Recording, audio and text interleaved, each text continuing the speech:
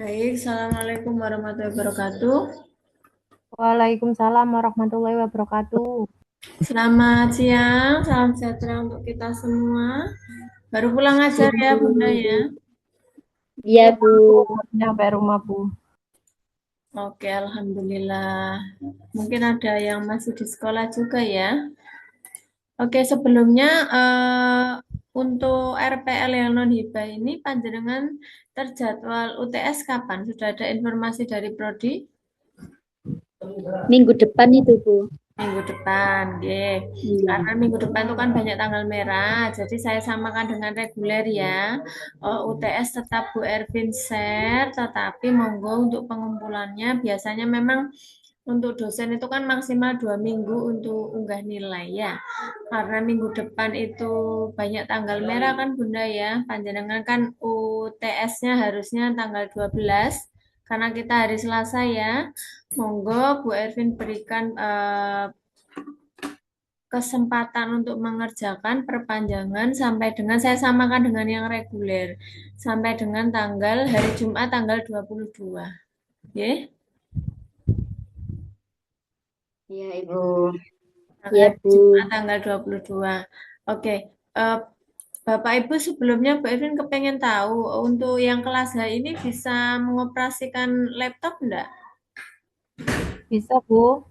Bisa ya. Jadi kalau misalnya soalnya Udah, Bu. Soalnya itu kita kan ini ya, saya kepingin panjenengan menulis best practice. Jadi apa apa-apa saja bentuk-bentuk evaluasi yang sudah diterapkan selama di sekolah, kemudian kesulitan, gitu ya. Nanti pakai SWOT. Jadi saya buatkan tabelnya, Bapak Ibu tinggal menulis di tabel tersebut, begitu. Bisa ya? Iya, Ibu. Oke, nanti mungkin kalau memang ada yang mungkin Bu, saya enggak punya laptop misalnya begitu. Enggak apa-apa, nanti bisa ditulis saja lewat WA begitu ya. Tapi sementara karena supaya memudahkan untuk saya ngoreksi, monggo yang bisa mengoperasikan laptop atau komputer dan memang alatnya ada, monggo silakan nanti SWOT-nya ditulis di tabel yang sudah Bu Ervin buatkan begitu nggih. Jadi isinya ya sharing best practice apa-apa saja yang sudah Bapak Ibu lakukan selama melakukan evaluasi pembelajaran di sekolahnya masing-masing. Nggih, kalau ngajarnya di RA ya monggo diceritakan sesuai yang kondisi sebenar-benarnya. Begitu. Boleh dilengkapi dengan foto, kalau misal tidak ada ya enggak usah. Tidak apa-apa ya. Tapi senyampang ini masih ada waktu, Bapak Ibu masih masuk ke kelas kan, karena minggu depan kan baru mulai banyak tanggal merah. Bu Erwin harapkan ya ada satu atau dua foto yang ditampilkan pada saat mengajar aja. Karena dalam proses pembelajaran itu kan pasti ada evaluasi. Begitu ya Bapak Ibu ya, dipahami? Iya, Ibu. Oke, mungkin nanti kalau ada pertanyaan silahkan bisa di-share. Sementara ini soal UTS-nya belum Bu Ervin share karena kami harus mengumpulkan ke Prodi dulu. Insya Allah nanti hari Senin Bu Ervin share ya. Baik, Oke, Bu. jadi Iya, gambarannya itu, Bu. gambaran untuk UTS-nya. Baik, hari ini kita melanjutkan materi tentang, ini saya perkecil dulu sebentar, tentang penyusunan indikator, instrumen, dan rubrik penilaian. Mungkin apa? Sebenarnya tahapan ini sudah Bapak Ibu lakukan di sekolah, tetapi Bu Ervin berikan contoh implementasinya dalam penyusunan skripsi. Nanti Bu Ervin ada contoh di bawahnya ya. Jadi supaya Bapak Ibu mudah mengarahkan gitu ya, mengarahkan apa mengarahkan dirinya sendiri pada saat pembelajaran. Oh nanti ini loh yang akan saya lakukan ketika saya nyusun skripsi. Gitu. Jadi tidak semua kegiatan belajar itu kita tuangkan dalam bentuk tulisan untuk menjadi proposal dan skripsi tidak. Tapi kita pilih mana yang prioritas untuk diteliti sehingga menjadi fokus. Makanya di dalam proposal penelitian itu ada namanya fokus penelitian. Ada namanya novelty ya, begitu. Ini reminder saja supaya kita apa ya punya acuan bahwa dalam penilaian pembelajaran PAUD itu kita tidak hanya menekankan pada hasil akhirnya saja, tetapi proses dan kemajuan masing-masing anak secara bertahap. Begitu. Ini indikator, minggu lalu sudah sempat kita bahas sedikit. Jadi indikator itu tanda perilaku atau kemampuan anak yang harus dapat diamati. Ini kata kuncinya dapat diamati karena ini yang nantinya akan kita susun, kita masukkan dalam instrumen. Ini kalau dalam skripsi ada di bab 3 ya. Indikator ini menunjukkan ketercapaian tujuan pembelajaran. Makanya dalam alur yang sudah Bu Ervin tuliskan, alur penyusunan, ya indikator itu diturunkan dari tujuan pembelajaran. Gitu ya Bunda. Kalau yang minggu lalu waktu kita kuliah bersama dengan reguler kita sudah membahas bagaimana menyusun CP diturunkan ke TP. Cuma beberapa mahasiswa reguler masih banyak yang perlu direvisi untuk indikatornya. Kan begitu nggih yang pertemuan minggu lalu. Kemudian setelah indikator nanti ada instrumen dan rubrik penilaian. Itu hari ini kita akan belajar tentang itu.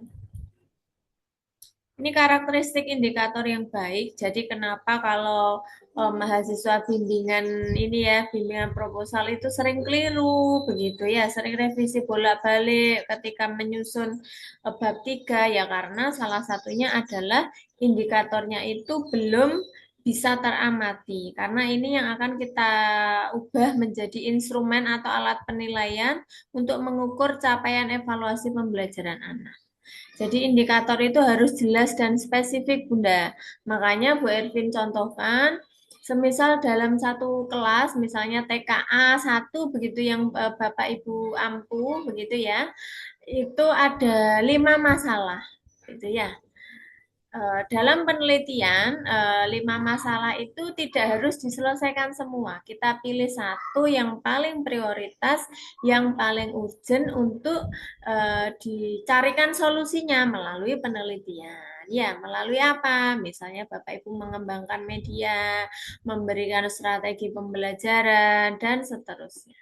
Begitu. Itu yang harus kita pahami bersama. Kemudian yang kedua harus dapat diamati. Bagaimana kita bisa mengukur kalau indikatornya tidak bisa diamati? Makanya dalam pertemuan hari ini nanti Bu Ervin contohkan satu indikator yang ini ya, yang memang sudah jadi punya mahasiswa bimbingannya Bu Ervin, insya Allah lulusnya semester depan. Dia tinggal semester 8 ini aja, sudah sidang, sudah keluar nilai skripsinya, jadi bisa kita buat sebagai contoh. Kemudian yang ketiga menggunakan kata kerja operasional. Ya, KKO ya, KKO PAUD ini namanya. KKO PAUD itu yang bagaimana? Nanti ada contoh di bawah. Kemudian wajib harus sesuai tahap perkembangan anak, makanya kita mengacu pada Permen dan STPPPA ya. Yang terakhir, realistis dapat dicapai dalam kegiatan bermain. Maksudnya bagaimana? Ya, kita harus tahu estimasi waktu pembelajaran. Kadang itu dulu ada mahasiswa yang ngajak anak-anak untuk ini apa finger painting ya. Nah, tingkat kerumitan fingerpainting itu harus diestimasikan dengan waktu pembelajaran. Misalnya dengan waktu 45 menit, apa yang bisa dicapai anak-anak? Ya, fingerpaintingnya jangan yang terlalu rumit, jangan yang terlalu banyak aksen yang harus diselesaikan, kan begitu. Itu maksudnya realistis. Ini contoh KKO PAUD mungkin masih banyak, tetapi ini Bu Evin berikan beberapa contoh. Jadi contohnya misalnya menirukan. Nah, menirukan itu kan nampak ya Bunda ya. Perilakunya nampak yang bisa kita amati dalam kegiatan pembelajaran. Itu menggunting, melompat itu kan nampak ya. Menunggu giliran, berbagi dan seterusnya. Ini contoh-contoh KKO PAUD. Nah, ini yang Bu Ervin maksud tadi, coba saya perbesar ya. Jadi di dalam skripsi itu ada namanya definisi operasional. Penelitian, jenis penelitian apapun, kualitatif, kuantitatif, penelitian pengembangan, itu ada namanya definisi operasional. Untuk evaluasi, yang akan kita evaluasi itu kita fokus ke variabel Y. Mungkin Bapak Ibu bingung, variabel X, variabel Y itu apa?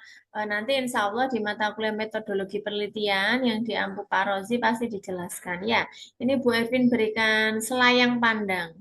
Variabel X itu yang mempengaruhi. Ya, misalnya apa? Penggunaan media, ya, atau dan seterusnya.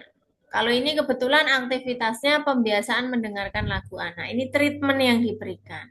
Ya, ini punya Mbak Intan. Kemudian variabel Y itu yang akan kita buat instrumennya, yang akan kita ukur.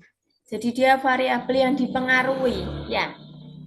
Jadi pembiasaan mendengarkan lagu anak terhadap perkembangan bahasa ekspresif. Jadi nanti kita menyusun indikator itu dari variabel Y. Ya, di sini ada hubungannya antara variabel Y dengan, kita fokus ke variabel Y ya Bunda. Variabel Y dengan indikator. Jadi di kalimat terakhir, kalau perkembangan bahasa ekspresif adalah dan sebagainya ini ya. Ini bisa Bapak Ibu ambil dari hasil-hasil penelitian, dari kajian pusaka bisa. Kemampuan anak usia 4-5 tahun dalam mengungkapkan pikiran, perasaan, dan seterusnya sampai ekspresi verbal. Ini sumbernya dari sana. Tetapi kalimat selanjutnya ini adalah harus sama dengan indikator yang akan diukur.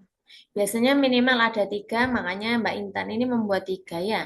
Perkembangan bahasa ekspresif ini mencakup apa? Satu, kemampuan menyebutkan nama benda. Dua, menjawab pertanyaan sederhana. Tiga, menyusun kalimat sederhana.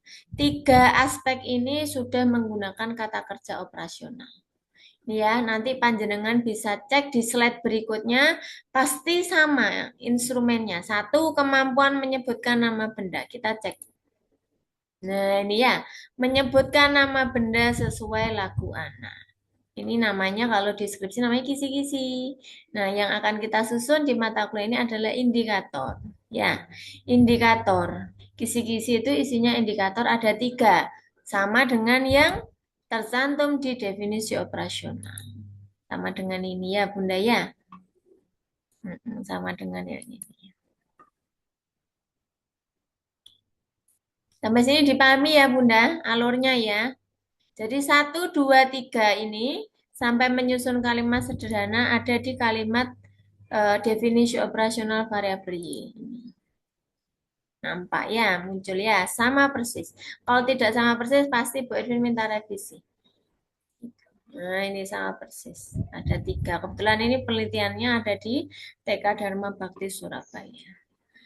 Sudah indikator disusun 1, 2, 3 sudah kita turunkan. Dari indikator menjadi apa? Menjadi namanya, bentar saya perkecil dulu. Namanya instrumen. Ya, tahap selanjutnya setelah menyusun indikator adalah instrumen. Ini tadi sudah Bu Erwin susun alurnya. Lah ini ya, TP, CP, TP, menyusun indikator, terus instrumen. Makanya Bu Erwin berikan contoh secara langsung supaya ini pola berpikirnya runtut. Nah, ini instrumennya. Jadi judul skripsinya itu pengaruh pembiasaan mendengarkan lagu anak. Pembiasaan mendengarkan lagu anak itu variabel X, variabel yang akan menjadikan pengaruh untuk ini ya, untuk perkembangan bahasa ekspresif, untuk variabel Y-nya. Mungkin kalau sekarang Bapak Ibu Bu bingung variabel X ya enggak apa-apa. Nanti pasti akan dipandu oleh Abah Rozi di mata kuliah metodologi penelitian ya. Yang penting Bunda tahu ini step by step menyusunnya itu bagaimana. Riwayat menyusun dari judul ke definisi operasional ke indikator, ke instrumen itu bagaimana. Yang penting tahu. Nanti judulnya apa saja pada saat kepemimpinan skripsi itu bebas. Kalau sudah tahu stepnya, insya Allah mudah. Gitu. Ini dibuat tabel, indikator, deskripsi item yang diamati. Setiap satu indikator dia ada 4 item yang diamati. Kenapa? Karena sesuai dengan skala penilaian PAUD. Di rubrik kan ada BB, contohnya begitu ya, BB, MB, BSH, yang terakhir BSB. Begitu. Ini saya bahas contoh satu aja ya Bunda. Nanti yang lain bisa dibaca sendiri. Indikator yang pertama menyebutkan nama benda sesuai lagu. Yang perlu kita garis merahi adalah di indikator ini harus pakai KKO, kata kerja operasional. Menyebutkan nama benda itu kan nampak ya, bisa kita amati ya dengan anak menyebutkan nama benda sesuai lagu. Kemudian deskripsi ini menjelaskan indikator ya. Yang dimaksud menyebutkan nama benda sesuai lagu itu apa? Oh, dalam penelitian Mbak Intan ini adalah anak mampu mengenali, menyebutkan nama benda yang dikenal sesuai dengan lagu anak yang diputar gitu. Kemudian item yang akan diamati ini yang akan dipakai panduan oleh guru pada saat penelitian gitu ya. Misalnya anak disebut BB ketika apa? Ya, ketika anak belum mampu menyebutkan nama benda sesuai lagu anak. Itu kan nampak ya. Misalnya lagu apa? Misalnya bintang kecil ya. Apa benda-benda? Oh, ternyata anaknya belum mampu ya, berarti BB kategorinya. Misalnya lagi anak disebut MB ketika apa? Ketika mulai berkembang, ketika anak mulai mampu menyebutkan nama benda. Ya, kan ada perbedaan dari belum mampu menjadi mulai mampu. Yang ketiga juga sama, BSH. Ya, anak disebut BSH ketika apa? Ketika mampu menyebutkan nama benda sampai dengan yang terakhir, kriteria yang terakhir ya. B, berkembang dengan sangat baik. Begitu. Kalau yang berkembang dengan sangat baik, harus ada perbedaannya ini yang PSB ya. Anak mampu menyebutkan nama benda sesuai lagu tanpa bantuan guru. Jadi berkembang sangat baiknya indikatornya seperti itu. Ini kebetulan Bu Ervin tuliskan semua ya, cantumkan semua dari indikator 1, 2, 3 sebagai contoh Bapak Ibu. Gitu. Instrumen sudah ya, instrumen itu alat ya Bunda. Selanjutnya kita menyusun lembar penilaiannya. Lembar penilaiannya mungkin beda-beda ya, bisa disesuaikan dengan masing-masing sekolah tempat nanti Bapak Ibu meneliti. Tetapi yang Bu Erwin contohkan ini memang sudah disesuaikan dengan kondisi yang ada di TK Dharma Bakti Surabaya. Jadi cara menyusunnya seperti ini. Y. Tadi kan ada 3 indikator, tetap sama ya. Pencapaian perkembangan anak, berapa dari satu kelas itu, berapa anak yang dia dalam kategori BSH ditulis di sini. Ya, berapa yang dalam kategori MB pada poin menjawab pertanyaan sesuai lagu anak, gitu ditulis di sini. Keterangannya tetap harus ada ya Bunda ya di lembar penilaian ini supaya apa? Supaya guru tahu saya memberikan nilai BB kepada misalnya kepada Mas Adi itu ketika apa? Oh, ketika memang dia memang belum mampu sama sekali gitu ya. Ini aturan penilaian pada saat evaluasi pembelajaran. Gitu. Jadi ada ini panduannya. Saya rasa itu contohnya nanti ini kalau kalau yang Bu Ervin contohkan yang warna putih-putih ini ya Bunda ya, yang slide-nya warna putih ini memang asli dari skripsi. Jadi saya screenshot ya, karena dokumen skripsi itu kan tidak boleh disebarluaskan begitu ya. Jadi makanya Bu Ervin kasih highlight contoh-contoh begitu. Selanjutnya, di sini juga Bu Ervin berikan beberapa contoh yang sudah menggunakan KKO. Di sini Bapak Ibu yang perlu diperhatikan adalah ini ya catatannya ya. Eh, Indikator itu harus disesuaikan dengan tujuan pembelajaran. Untuk latihan, karena kita proyeksinya adalah menyusun proposal skripsi ya, nanti Bapak Ibu kalau sudah mengampu mata kuliah skripsi, mengampu tugas akhir, coba diingat, coba dipraktekkan step by stepnya, insya Allah nanti mudah. Nggih. Jadi untuk latihan, satu TP, satu tujuan pembelajaran disusun menjadi minimal 3 indikator. Seperti contoh yang ini tadi ya Bunda ya, ini ya menyebutkan nama benda, menjawab pertanyaan, menyusun kalimat sederhana. Gitu. Minimal 3 saja. Ini Bu Edwin berikan contoh yang sudah pakai KKO.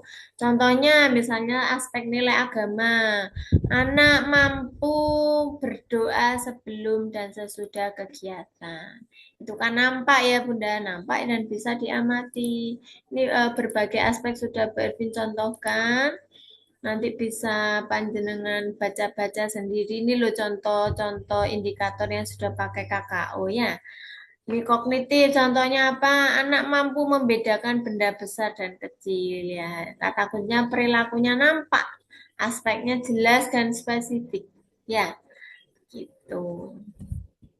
Ini contoh-contoh gambarnya Bu Erwin samakan supaya mempermudah ya, mempermudah belajar. Kalau sudah menyusun indikator, langkah selanjutnya menyusun instrumen. Ya, tadi di awal sudah Bu Erwin contohkan yang skripsi itu tadi ya. Sudah ada indikator, kemudian instrumen, kemudian rubrik. Ini step by step-nya, Bunda. Jadi langkah kalau indikator sudah jadi, kita menyusun instrumen. Instrumen itu apa? Bu Ervin ulangi sekali lagi, instrumen itu alat. Oke. Kalau alatnya Bu Dokter untuk memeriksa namanya stetoskop. Kalau alatnya Bunda PAUD, alatnya Bu Guru untuk mengevaluasi pembelajaran namanya ya instrumen evaluasi ya. Alat ini digunakan guru untuk apa? Mencatat dan mengumpulkan data-data perkembangan anak sesuai dengan indikator yang ditetapkan. Makanya tadi di alur pembuatannya dari capaian pembelajaran jadi TP, kemudian menjadi indikator, indikator jadi instrumen, yang terakhir rubrik. Gitu. Ini contoh-contoh jenis instrumen evaluasi, Bapak Ibu bisa ini ya, mungkin ada beberapa yang sudah dikenal. Catatan anekdot saya sudah tahu Bu, observasi dan sebagainya sudah sering dilakukan di sekolah gitu ya. Ada unjuk kerja, portofolio anak, dokumentasi, wawancara gitu ya. Jenis-jenis instrumen ini penggunaannya pada saat penelitian nanti ya disesuaikan dengan kebutuhan yang ada di sekolah ya. Permasalahan apa yang diangkat kemudian disesuaikan pakai apa. Kebetulan kalau Mbak Intan tadi menggunakan ini instrumennya menggunakan kan lebih dari satu ya Bunda kalau skripsi itu. Mbak Intan menggunakan observasi, kemudian ini tes, pre-tes, post-tes itu, kemudian yang terakhir dokumentasi. Nah, kalau instrumennya sudah, langkah selanjutnya apa? Menyusun rubrik penilaian. Tadi yang contohnya Mbak Intan kan sudah lengkap ya Bunda ya, ada rubriknya.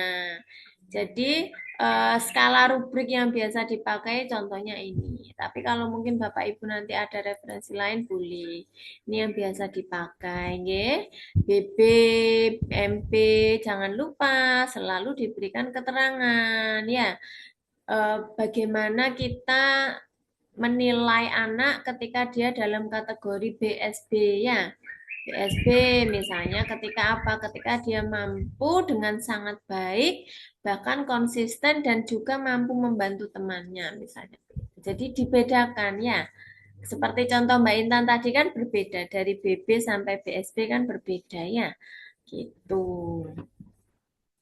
Ini contoh-contoh format lembar observasi ya. Mungkin Bapak Ibu punya format yang lain bebas. Jadi sebenarnya jangan ditekankan pada bagaimana formatnya, tetapi bagaimana step melaksanakan supaya kita bisa mengukur namanya evaluasi pembelajaran. Gitu. Ini contoh format lembar evaluasi harian ya Bunda ya.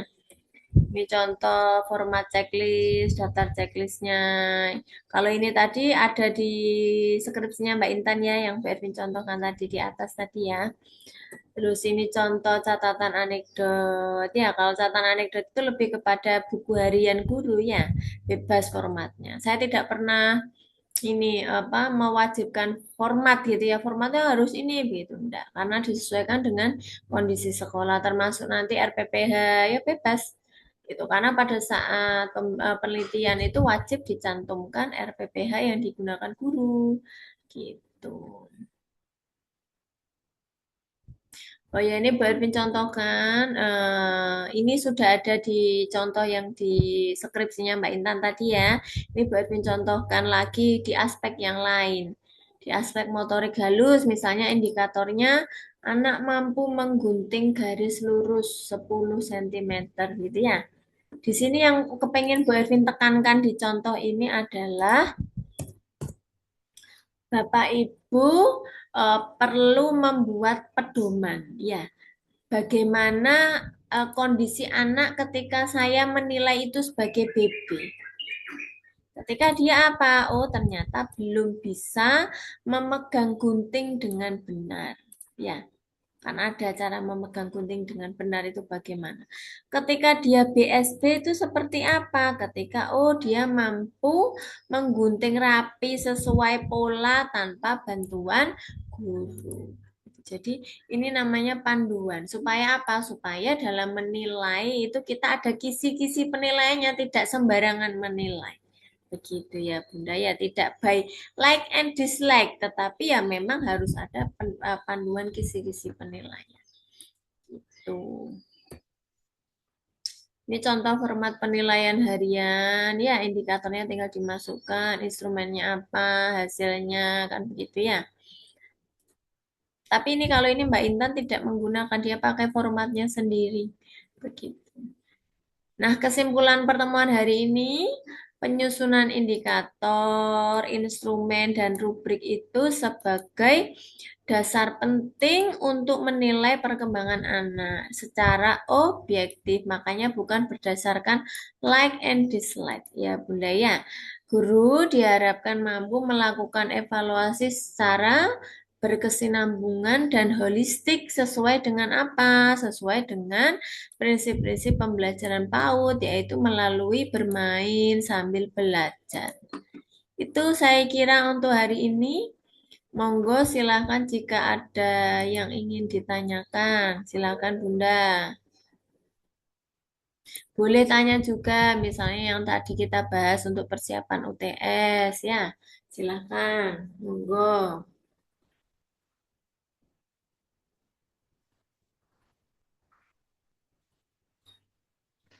Bu Ervin izin bertanya. Oke.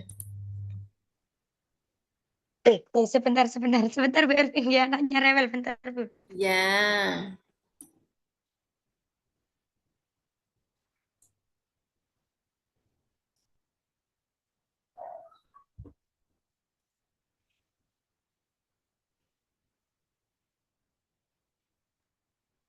Bu Ervin bertanya. Monggo. Tadi kan untuk satu TP tadi kan ada beberapa indikator nggih. Minimal Oke. 3 nggih. Ya. Terus untuk ini Bu, untuk misalkan untuk catatan anekdot atau apa itu penilainya bisa pakai 2 enggak Bu? Enggak harus 3 gitu. Biasanya kalau skripsi itu untuk memudahkan itu minimal 3, Bunda. Tapi kalau untuk tugas evaluasi ya bebas. Gitu. Minimal itu 3 supaya ini ya derajat penilaiannya itu sesuai. Boleh lebih dari 3 boleh. Tapi kalau 2 ya kurang gitu. Oh, berarti minimal 3 Bun ya. Kayak catatan Iya, anekdot, checklist sama observasi itu tadi. iya seharusnya begitu supaya catatan untuk pembanding penilaiannya itu lebih mudah.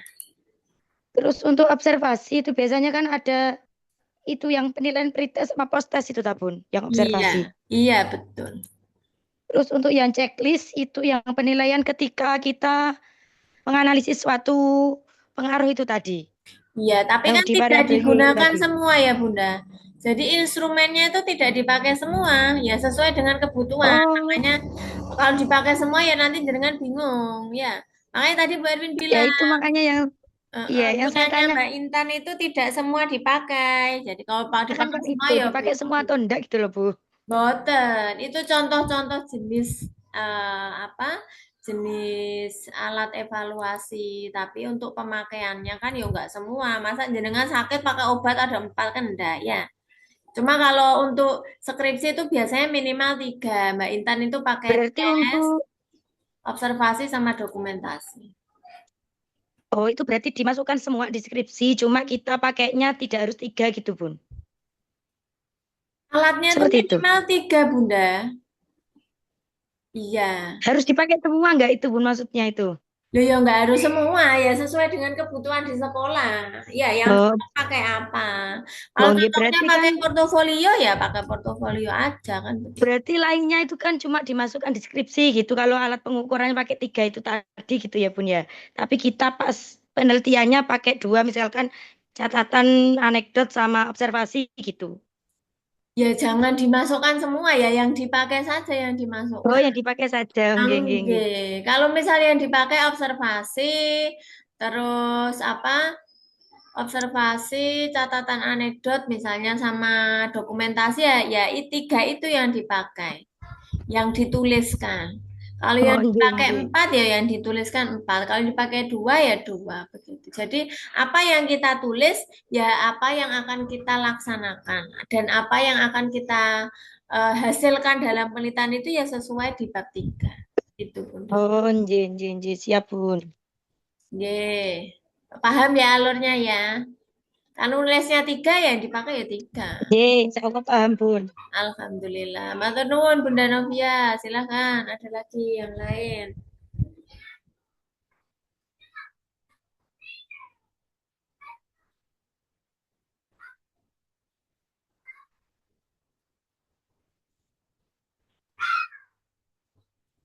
Insya Allah UTS-nya tidak menyulitkan ya Bunda ya. Bu.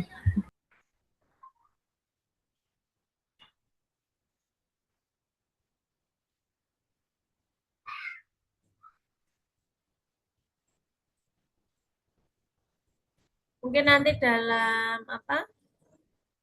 Dalam prosesnya Bapak Ibu ada bingung, ada kesulitan, monggo langsung share saja. Mungkin hari ini Bu belum ada kesulitan karena memang belum mengerjakan kan begitu ya.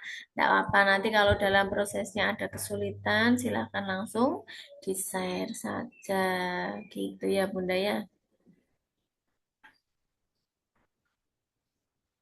Hari ini yang hadir Alhamdulillah 27 nggih Bapak Ibu nggih.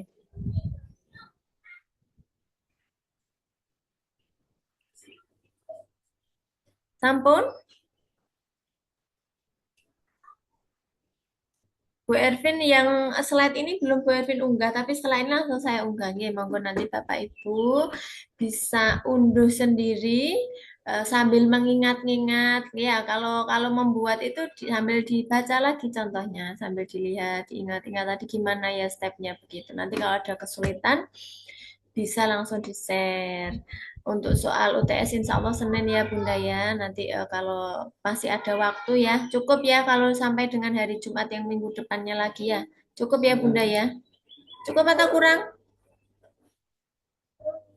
Insya Allah, Bun. Lihat soalnya, Oke. soalnya. Sampai tanggal 22 ya. Insya Allah cukup ya. Oke, saya Nggih. rasa itu. Terima kasih Bunda atas kehadirannya hari ini.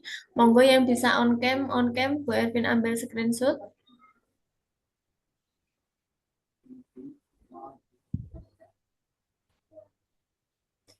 Saya lagi di desa ini, mudik. Oh, Pak Zain hadir. Oke, saya ambil screenshot dulu. Satu, dua, tiga. Bentar ya, Bunda ya. Masih loading.